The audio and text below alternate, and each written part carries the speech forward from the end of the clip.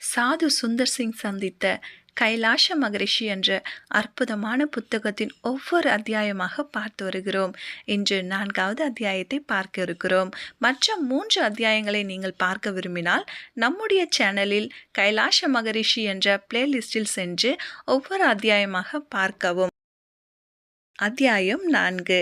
மனிதர்களும் ஆவிகளுக்கும் உள்ள சம்பந்தம்.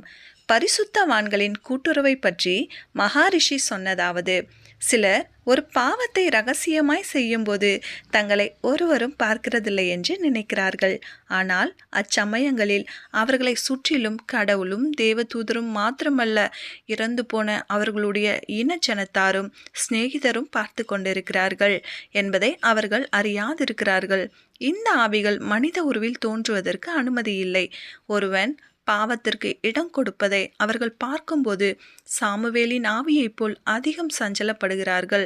ஆயினும் பாவத்தின் அருவருப்பு அவர்களை சீக்கிரம் அவ்விடத்திலிருந்து துரத்தி விடுகிறது. அந்த ஆவிகளே நியாயத்தீர்ப்பின் நாளில் மனிதருக்கு பாவங்களுக்கு கண்கண்ட சாட்சிகளாய் நின்று அவர்களுடைய முகத்திற்கு முன்பே அவர்களை குற்றம் சாட்டுகிறார்கள். ஆனால் தேவனுடைய உண்மையுள்ள ஊழியக்காரரை சுற்றிலும் பரிசுத்தவான்களாவது அல்லது தேவ தூதர்களாவது எப்பொழுதும் புடைசூழ்ந்து நிற்பதுண்டு. இதுதான் அக்காலத்தில் உலகத்தில் வசித்த புத்திமான்கள் தங்கள் சொந்த ஜீவியத்தில் அனுபவித்தறிந்த பரிசுத்தவான்களின் உண்மையான கூட்டுறவு என்பது. எவன் ஒருவன் தன் ஜீவியத்தை கடவுள் பேரிலுள்ள விசுவாசத்திலும் பயத்திலும் நடத்துகிறானோ அவனுடைய மரண நேரத்தில் அவனை சுற்றிலும் தேவ தூதர்களும் பரிசுத்தவான்களும் நின்று கொண்டிருந்து அவனை சந்தோஷமாய் தங்கள் கரங்களில் ஏந்தி மோட்சத்திற்கு கொண்டு போவார்கள். மேல் கூறப்பட்ட காரியங்களை விளக்குவதற்கு நானே நேரில் கண்டறிந்த 2 சாட்சிகளை சொல்லுவேன். 1. ஒரு காலத்தில் ஒருவன் தன்னுடைய அறையில் இரகசியமாய் அருவருக்கப்படத்தக்க ஒரு பாவத்தை நடப்பித்து கொண்டிருந்தான். ஒருவரும் தன்னை பார்க்க போவதில்லை என்று அவன் எண்ணம் கொண்டிருந்த போதிலும், நான் ஆவியில் அவ்விடத்தை அடைந்து தங்களுடைய ஜீவிய காலத்தில் தெய்வ பய பக்தியுள்ளவர்களாய் பிழைத்த அவனுடைய மூத்த சகோதரனும் பாட்டியும் அவர்களோடு தேவ தூதர்களின் கூட்டமும் அக்காட்சியை கண்டு கண்ணீர் விடுகிறதையும் தங்களுடைய பந்துவாய் இருப்பதற்கு பாத்திரமில்லாத அம்மனிதனுக்காக பரிதபிப்பதையும் நான் பார்த்தேன். சிறிது நேரத்திற்குள் பாவத்தின் அருவருப்பு சீக்கிரம் அவர்களை அவ்விடத்திலிருந்து துரத்திவிட்டது. நாம் செய்கிற ஒவ்வொரு கெட்ட காரியத்தினாலும் நாம் நம்முடைய இறந்து போன உறவினரை வேதனைப்படுத்துகிறோம் என்பது இதனால் நன்கு விளங்குகிறதல்லவா? நாம் அவ்வாறு அவர்களை வேதனைப்படுத்தாதபடி கடவுள் அருள் புரிவாராக. 2வது சாட்சி. மற்றொரு காலத்தில் பிட்ஸ்பர்க் என்ற நகரத்தில் பாவத்தோடு போர் புரிந்து கொண்டிருந்த ஒரு மனிதனை நான் கண்டேன். அவன் சில சமயங்களில் அதற்கு இணங்கி விடுவான் போல் இருந்தது. ஆனால் அம்மனிதன் உக்கிர ஜெபத்தினால் விடாமுயற்சியோடு எதிர்த்து நின்று கடைசியில் ஜெயம் அடைந்தான். அதை கண்டு இறந்து போன இனத்தாரில் சிலரும் பல தேவதூதரும் நமது ஆண்டவராகிய இயேசு கிறிஸ்துவின் மூலமாய் நமக்கு ஜெயம் கொடுத்த தேவனை துதித்து கொண்டே மோட்சத்திற்கு திரும்பினார்கள். மனிதனுடைய ஒவ்வொரு செய்கையும் எவ்வாறு கவனிக்கப்படுகிறதென்றும் நம்முடைய நல்ல செய்கையும் கெட்ட செய்கையும் இறந்து போன உறவினருக்கு முறையே சந்தோஷத்தையும் சஞ்சலத்தையும் எவ்வாறு விளைவிக்கிறதென்றும் மேற் சொல்லப்பட்டவைகளினால் நீ அறிந்து கொள்ளலாம். வெளியாக்கப்படாத மறைப்பொருளும் இல்லை, அறியப்படாத இரகசியமும் இல்லை. மத்தேயு 10:26 வசனம். நம்முடைய துன்பங்கள் இறந்து போன உறவினரை வருத்தமுற செய்கின்றன. சில சமயங்களில் நம்முடைய இறந்து போன உறவினர் நமக்குண்டாகும் துன்பங்களை கண்டு அதிக வருத்தம் அடைகிறார்கள் என்பதை விளக்கக்கூடிய ஒரு சம்பவத்தை நான் உனக்கு சொல்வேன். அவர்கள் நம்முடைய சந்தோஷங்களிலும் துன்பங்களிலும் பங்கு பெறுகிறார்கள் என்பது உண்மையே. சென்னையில் ஒரு காலத்தில் ஒரு கிறிஸ்தவ விதவை இருந்தாள். அவளுக்கு ஒரே மகன் உண்டு. அவ்விதவை தன் மகன் பேரில் அதிக நம்பிக்கை வைத்து அவனை தன் உயிரை போல நேசித்து வந்தாள். ஆனால் எப்படியோ கடவுள் அவனை தம்மிடம் அழைக்க சித்தம் கொண்டார். வாலிபன் மரணம் அடைந்தான். அப்பொழுது அந்த ஏழை விதவையினுடைய மனோநிலைமை எப்படி இருக்கும் என்று நீயே தெரிந்து கொள்ளலாம். அவளுக்கு உலகம் ஒரு வனாந்திரம் போலிருந்தது.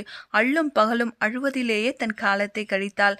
மரணம் அடைந்த அவளுடைய மகன் அடிக்கடி அவளை அந்நிலையில் கண்டு அதிகம் வருத்தமுற்றான். ஒரு தரம் அவன் தன் தாயினுடைய விசனத்தினால் அதிக வேதனை அடைந்து அவளுடைய மடியின் மேல் உட்கார்ந்து அவளை பார்த்து, அம்மா, ஏன் எனக்காக வீணில் அழுது உயிரை போக்கிக் கொள்கிறீர்கள்? இந்த புது ஜீவியத்தில் நான் எவ்வாறு சந்தோஷமாய் இருக்கிறேன் என்று பார்த்தீர்களா?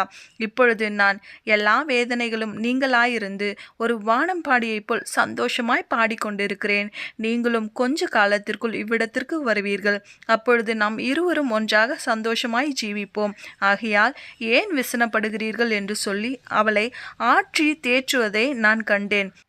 ஆனால் அவ்வாலிபனுடைய வார்த்தைகள் தாயின் செவிகளில் கேட்காததினால் அவள் தன் வேதனையை ஒழிக்கவில்லை.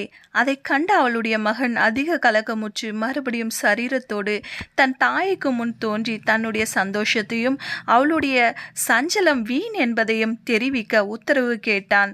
உத்தரவு கிடைக்காததினால் அவன் தன் தாயை தனிமையாய் விட்டு திரும்பி போக வேண்டியதாயிற்று. அடிக்கடி இறந்து போன நம் உறவினர் மனித உருவத்தில் தோன்றி நம்மை பாவத்திற்கும் மோட்சத்திற்கும் எச்சரிப்பதற்கு நம் மண்டை வர விரும்புகிறார்கள். ஆனால் அவர்களுக்கு உத்தரவு கிடைப்பது அரிது. மேலும் அவர்களுக்கு மோசேயும் தீர்க்கதரிசிகளும் உண்டு, அவர்களுக்கு செவி கொடுக்கட்டும் என்று ஐஸ்வர்யவானுக்கு சொல்லப்பட்டதைப் போலவே இவர்களுக்கும் அடிக்கடி சொல்லப்படுகிறது. மனிதனுடைய விவகாரங்களுக்கும் ஆவிகளுக்கும் உள்ள சம்பந்தம். எப்பொழுதும் அண்டையிலிருந்து பாதுகாக்கக்கூடிய பல தூதர்களும் ஆவிகளும் ஏறக்குறைய ஒவ்வொரு தெய்வ பக்தியுள்ள மனிதர்களுக்கும் உண்டு. நாம் அவர்களை நம்முடைய கண்களினால் காண முடியாததற்கு நம்முடைய பாவமான சுவாபமே காரணம். ஆனால் தன்னோடு கூட்டுறவாய் இருக்கும் ஆவிகளை எவனும் எப்போதாவது காண்பது அசாத்தியம் என்று நினைக்கலாகாது. ஜெபத்திலும் தேவனுடைய ஐக்கியத்திலும் ஜீவிக்கிற ஒருவனுக்கு இது சாத்தியமே. ஏறக்குறைய எல்லா ஆவிகளும் எங்கும் அலைந்து திரியலாம்.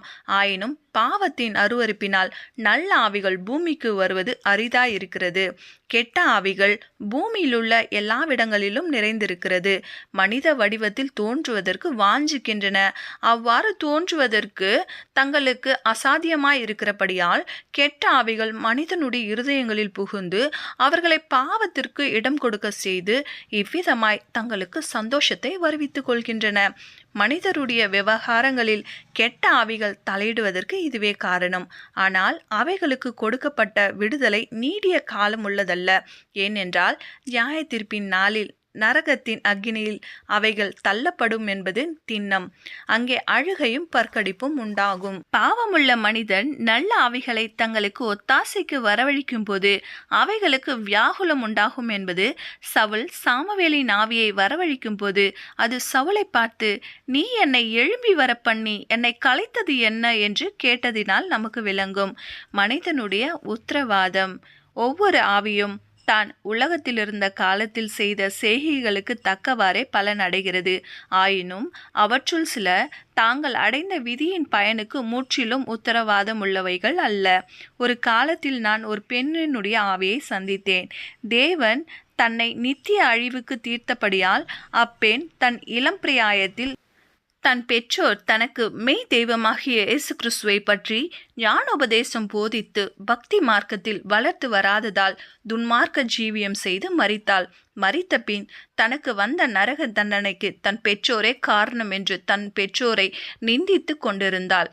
மற்றொரு சமயத்தில் தேவனுடைய வழியில் நடத்தி தேவ பக்தியை தனக்குள் உண்டாக்கின தன் நல்ல பெற்றோரை புகழ்ந்து கொண்டிருந்த ஒரு பையனுடைய ஆவியை நான் கண்டேன். அவன் தன் பக்தியுள்ள பெற்றோரால் தேவ ராஜ்யத்திற்கு பங்காளிகளானது நிமித்தம் அதிக சந்தோஷமாயிருந்தான். சில சமயங்களில் பிள்ளைகள் மறுமையில் இன்பத்தையும் துன்பத்தையும் அடைவதற்கு பெற்றோரே காரணமாகிறார்கள் என்பது இவைகளால் விளங்கும்.